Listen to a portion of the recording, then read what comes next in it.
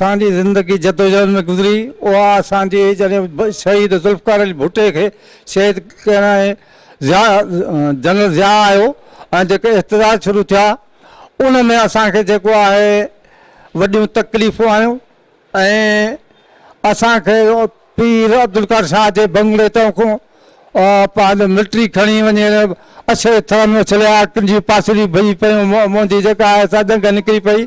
बिलाल भुट्टो ज़रदारी साहब जेका महिरबानी करे अचे त मुंहिंजी ज़िंदगी वधी पवंदी।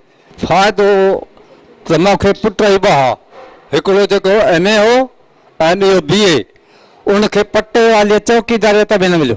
हाणे मां पाण बिस्तरे बीमारीअ ते पियो आहियां, हिन वक़्तु को पुछण लाइ कोई कोन आयो आहे।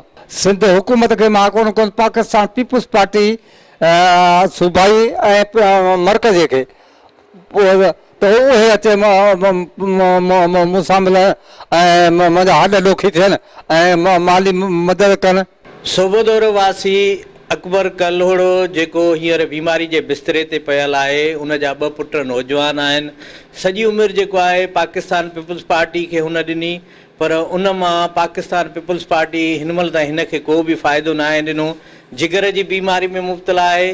सिंध हुकूमत ऐं पाकिस्तान पीपुल्स पार्टी जी आला क़यादत खे घुरिजे त हिन अकबर कल्होड़े जी माली सहायता करे ऐं उन जे नौजवान पुटनि खे नौकरियूं ॾिए त जीअं हो पंहिंजी बक़ाया ज़िंदगी सुखी गुज़ारे सघे। कैमरामैन SN मीरजा सां गॾु मीर ज़ुल्फ़िकार, सिंध TV न्यूज़, मलीर, कराची।